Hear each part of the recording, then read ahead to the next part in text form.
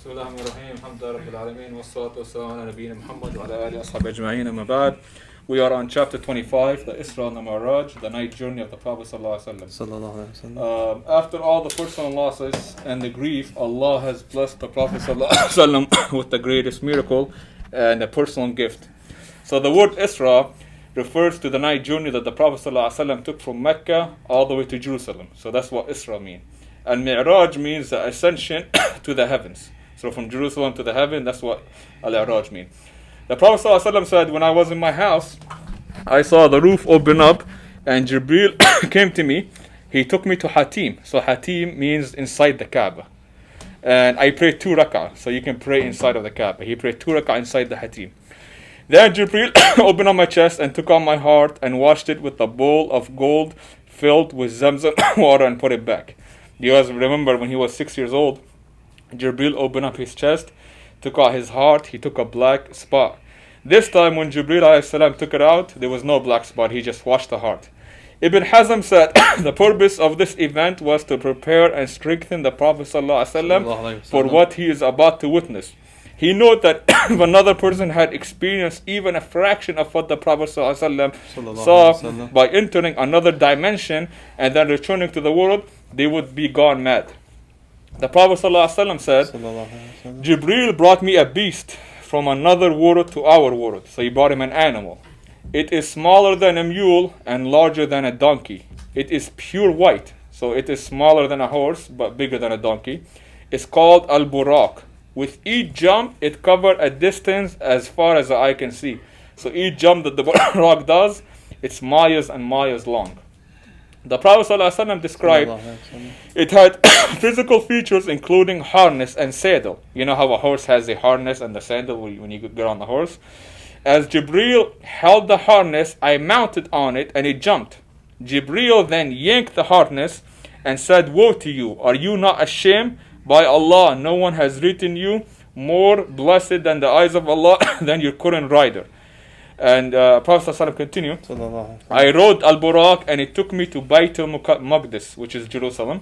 On the way I passed by the grave of Musa where he was standing and praying. Upon arriving, I tied Al-Buraq to a post used by previous prophets. So this shows you that previous prophets also rode Al-Buraq. Allah allowed the Prophet ﷺ to see Bayt al-Maqdis as it was during time of Sulaiman. So the Prophet ﷺ is seeing Bayt al-Maqdis just like it was during the time of Sulaiman.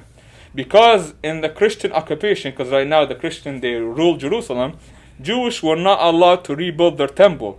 And they wanted to make an example to the Jewish, so they used Bayt al-Maqdis as the trash area, where they dumped the trash area. The Prophet ﷺ said, I entered Bayt al-Maqdis and I prayed 2 rak'ah. I turned around and I saw all the prophets behind me. I seen Musa the second time. He was tall and strong. He's describing Musa. He had brownish curly hair. Jesus was also there. He was shorter than Musa with the clean hair as if he just came out of a bath. And I also saw Ibrahim alayhi salam.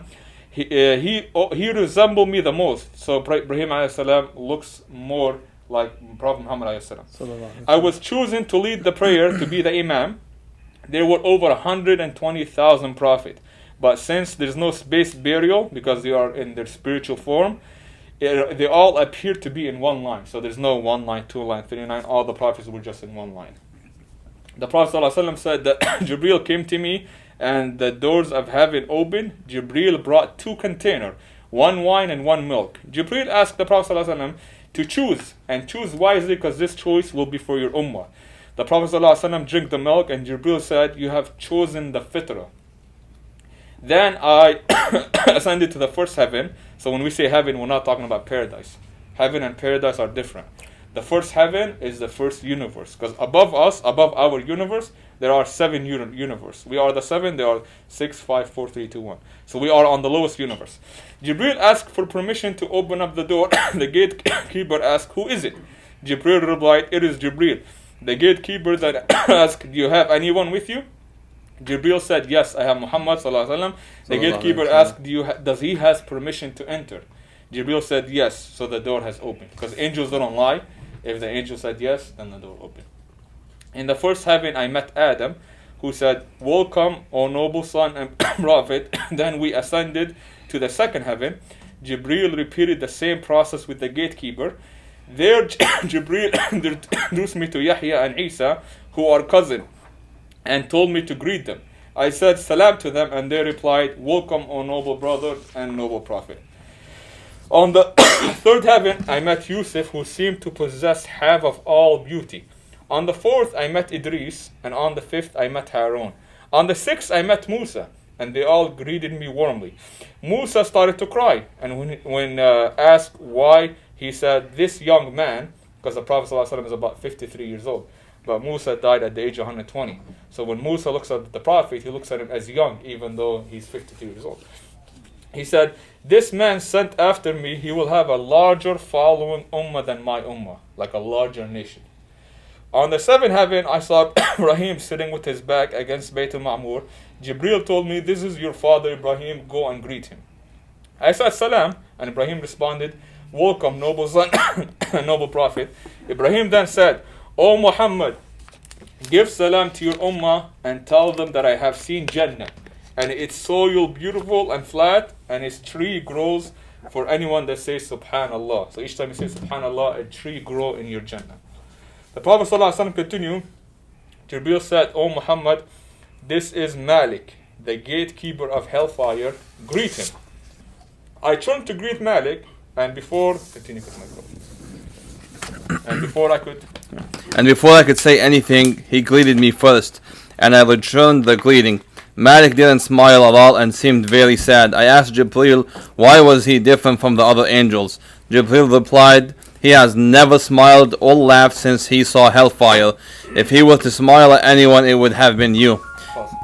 Number one, go ahead. Then I spoke with the prophets Muhammad, Isa, and Musa about the Day of Judgment. Ibrahim was asked first and said he had no knowledge about it. Musa was asked next and gave the same reply. When Isa was asked, he said that he didn't have any knowledge either, but mentioned that he was informed he would return to earth, kill Dajjal, and then Ya'juj and Ma'juj. Ya'juj and Ma'juj would come out. Isa said that when these events occur, it would be a sign that the Day of Judgment is near. Jibreel then continued talking upward. Above the seven heavens, I saw a tree with vast branches stretching far and wide. Its fruit was as large as jaws, and its leaves were as big as elephant ears. I was told this is the Sidrat al-Muntaha, lofty tree of the end. Its trunk begins in sixth heaven and extends through the seventh heaven with its branches. On the Sidra Muntaha, I saw colors moving up and down, and that I had never seen before and couldn't identify. The tree was surrounded with beautiful butterflies made out of gold.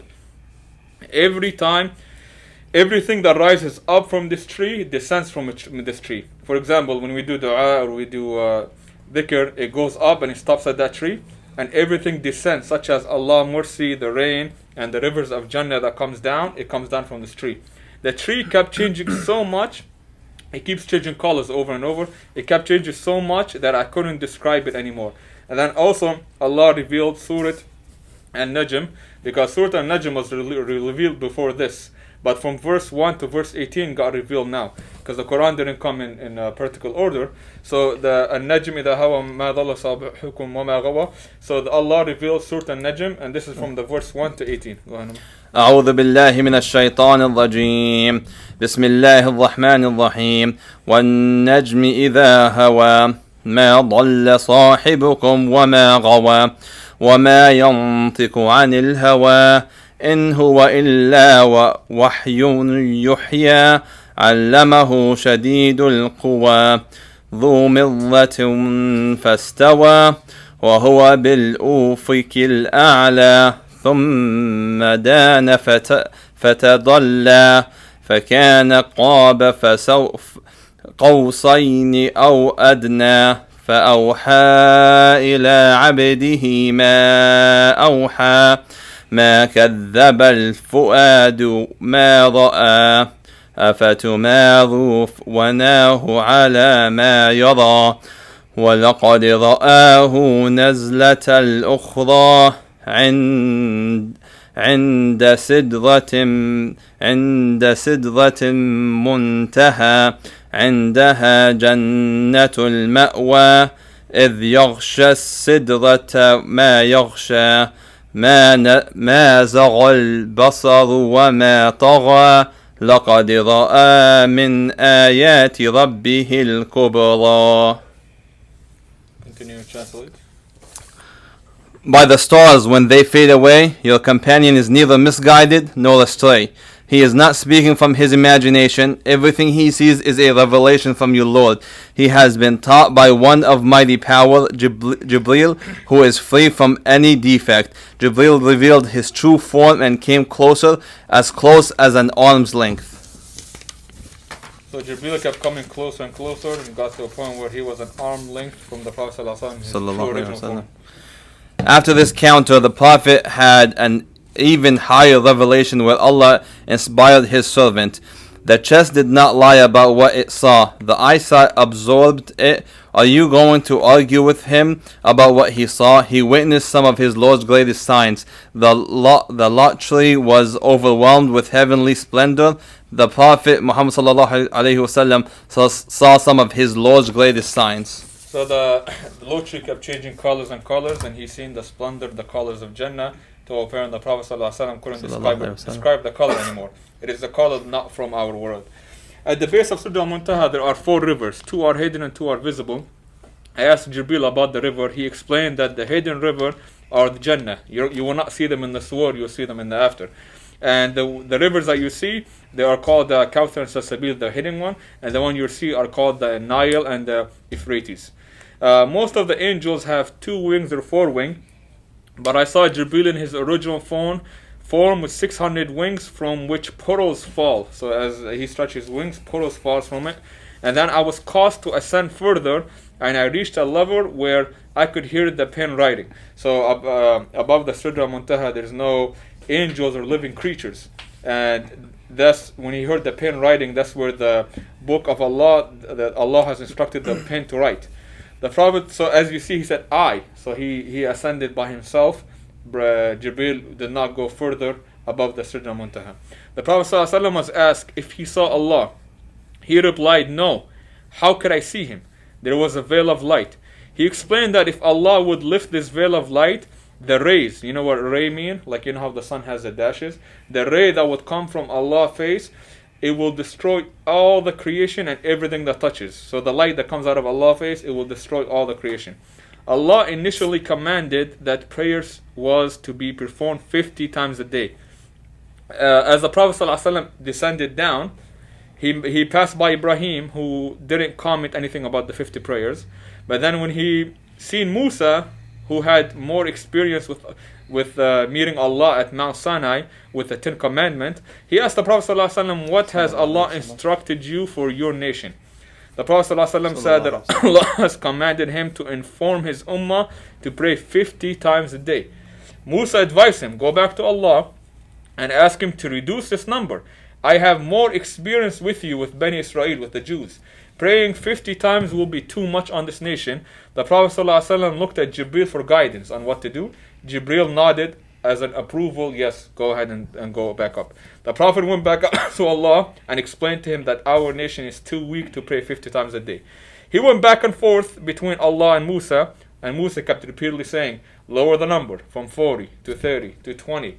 He kept lowering the number until he finally got to 10. Then Musa still told the Prophet ﷺ, go back up, 10 is too much. The Prophet ﷺ said, I have gone up too many times. I feel embarrassed to go back up. I am content and happy with number 10. Then a voice called out, and Allah said, the Farid prayer had been established, and it made easier for my servants. Even though it was decreed as 5, because Allah already decreed it was as 5, it will be rewarded as 50. So the 5 prayers you pray times a day, it will be rewarded as 50. Now in his daily routine, the Prophet ﷺ would pray actually 50 times a day, even though the Farid prayer were established as 5.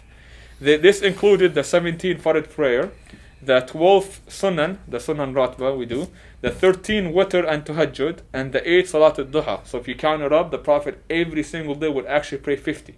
Even though Allah told him to pray less, but he would pray more. Scholars say that Allah initially decreed 50 to show humans they were created just for worship to Allah. And the reduce of the number back to 5, it shows that it is a sign of Allah's mercy, making it easier on us while still rewarding us as 50. So our initial creation, Allah is showing us, is we were created to worship, but He will reward us as 50.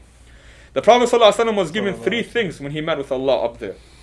The commandment of 5 prayer. Before this, there was the commandment of prayer was not established. So people prayed voluntarily. Now it's fard, it's obligatory to pray. Before this scene, because we are on the 11 years of the prophethood, before this, Muslims didn't have to pray. They just pray voluntarily. So the commandment of prayer happened when? In Isra wal Miraj. Second, the ending surah of Al-Baqarah, the last 2 verses. Third, a promise from Allah that anyone from this nation who worship Allah alone without any partners will be forgiven and enter Jannah. Even if he's a sinner, he will eventually be forgiven. The last 2 verses of Surah Al-Baqarah recited directly to the Prophet ﷺ by Allah, because the whole Quran was recited from Allah to Jibreel to the Prophet. The last 2 verses was recited from Allah to the Prophet, and the rest of the Quran was recited by Jibreel. Scholars say that the Prophet ﷺ, that these 2 verses were given from the beneath of the treasures of the throne of Allah. Reciting these 2 verses provides you protection from Allah, and reciting them at night, it will be enough for you. And whoever recites them. The last 2 verses of Surah Al-Baqarah. Number 3. The Prophet Muhammad ﷺ said, I smelled a very sweet and strong fragrance, so I asked Jibreel about it. Jibreel replied, this fragrance is coming from a woman and her children. She used to comb the hair of the Pharaoh's daughter. Once, while she was combing the girl's hair, the comb fell from her hand, and she said, Bismillah. The girl asked if she meant the name of her father. The woman said, No, my Lord. No, my Lord is Allah subhanahu wa ta'ala, and the Lord of your father is Allah.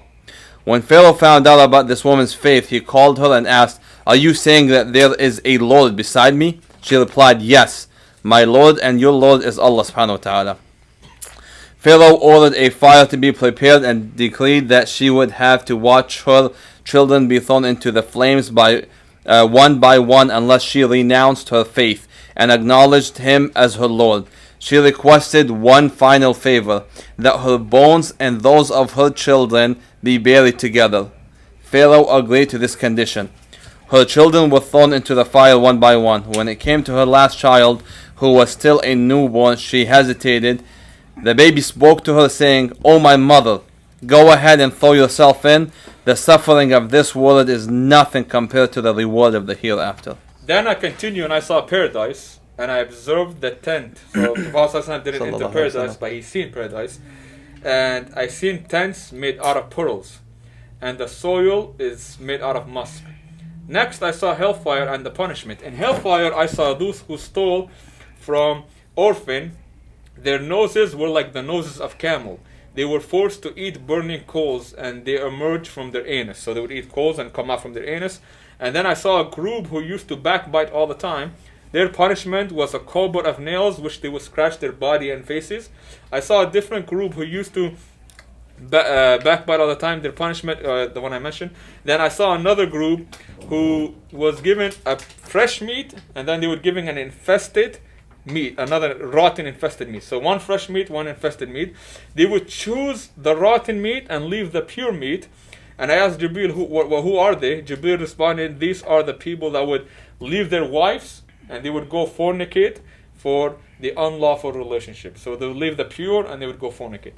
I saw another group with large bellies, unable to stand, and then animals would come out of nowhere and trouble them.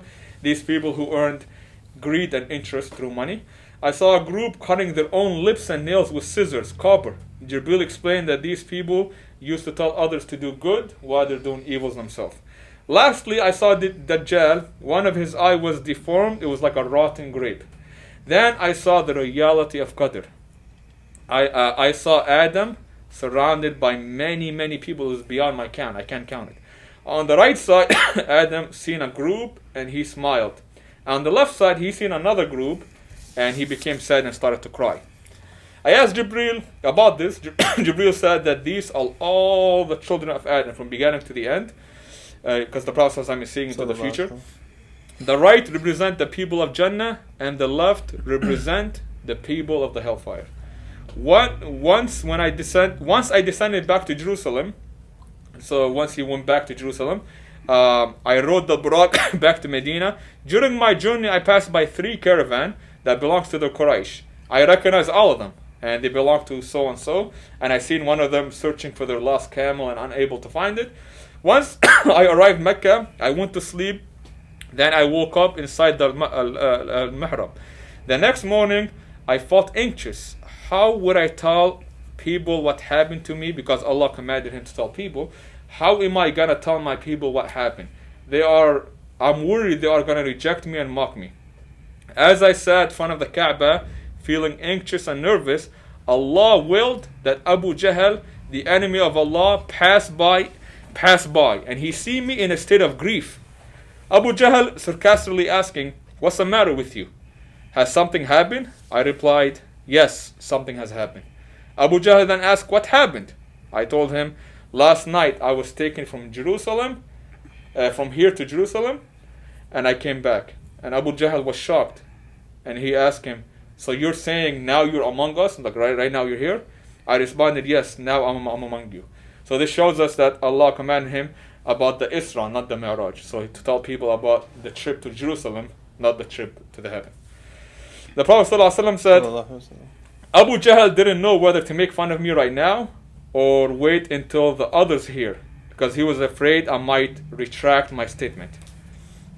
Abu Jahl then asked me, "So if I call Quraysh and tell them what you just told me, because they're not going to believe me otherwise, would you tell me what you just told me?" The Prophet said, "Yes, I will."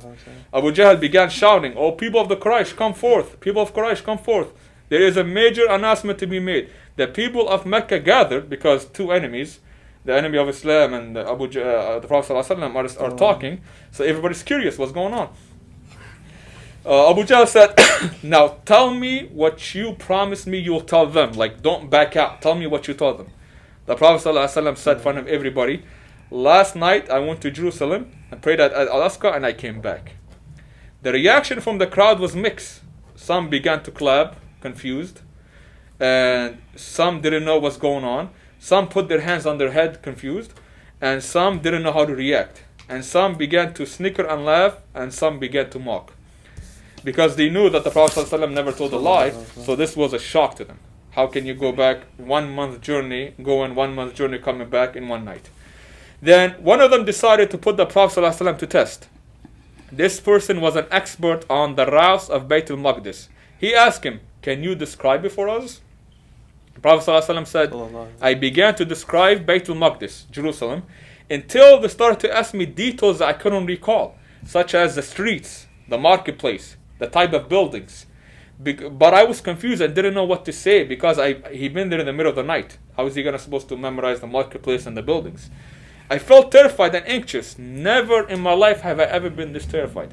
As I struggled to finally respond, Allah made Bayt al-Maqdis, Jerusalem, appear from a distance as it was being raised in front of me, and then it descended back to the house of Abu Talib. Every question they asked me, I was able to look at it and answer every single question. And I seen the vision of Bayt al-Maqdis. And eventually, I answered all the questions correctly. Eventually, one of them said, "As for the description of Jerusalem, you have answered it 100% accurately. Everything we quiz you, you have answered correctly." The Prophet ﷺ then said, "I will give you also other signs." He said, "There are 3 caravans heading to Mecca right now. The first caravan belonged to the family of so-and-so, and it will arrive soon, as they are close to Mecca. The second one belongs to so-and-so, which is further away. It will arrive at this time. And the third one, they lost their camel, and you can ask about them. And I also, they have an urn of water that I also drink from. You can all ask every caravan, and they will tell you everything." Abu Jahl responded, "If this is the case, then one of the caravans should be arriving right now, if you saw them on the way." As they were discussing, the news spread in Mecca that the caravan has entered Mecca. Abu Jahl went to check out, and he found out exactly what the Prophet ﷺ has described it.